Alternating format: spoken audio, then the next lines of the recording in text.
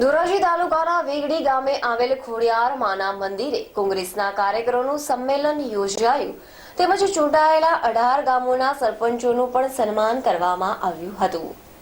ગત ગ્રામ પંચાયતોની ચૂંટણીમાં 23 ગામોની યોજાયેલ ચૂંટણીમાંથી 18 ગામોમાં કોંગ્રેસના સરપંચો ચૂંટાયા હતા, જેમનું સન્માન કરવામાં આવ્યું હતું।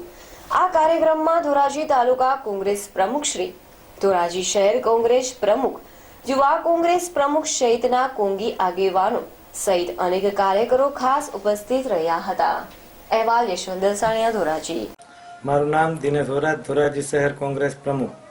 આજ રોજ ધોરાજી શહેર અને તાલુકાના કાર્યકરોનું એક સંમેલન અમે ધોરાજી તાલુકાના વેગડી ગામે ખોડિયાર માતાજીના મંદિરના સાનિધ્યમાં રાખેલ હતું, જેમાં ગત સરપંચોની ચૂંટણીની અંદર ચૂંટાઈ આવેલા અમારા કોંગ્રેસ પક્ષના સરપંચોનું સન્માન કરવામાં આવેલ હતું, તેમજ આગામી ચૂંટણીઓમાં તમામ કાર્યકરોએ ખંભે ખંભા મિલાવી અને આગામી ચૂંટણીઓમાં કોંગ્રેસને વિજય બનાવે તેવું આહવાન કરવામાં આવેલ હતું, તેમજ નવા ચૂંટાયેલા સરપંચોનું અભિવાદન કરવામાં આવેલ હતું અને જેઓને સન્માનવામાં આવેલા હતા, તેમજ આગામી ચૂંટણીઓમાં આ સરપંચો લોકોને મદદરૂપ થાય અને આગામી ચૂંટણીઓમાં મતો લઈ આવે કોંગ્રેસ તરફી તેવું આહવાન કરવામાં આવેલ હતું।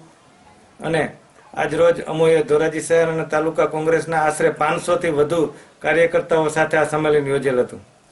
કોંગ્રેસ પક્ષમાંથી કેટલા સરપંચો ચૂંટાયેલા છે? ધોરાજી તાલુકાની અંદર કોંગ્રેસના 18 સરપંચ ચૂંટાઈ આવેલા છે।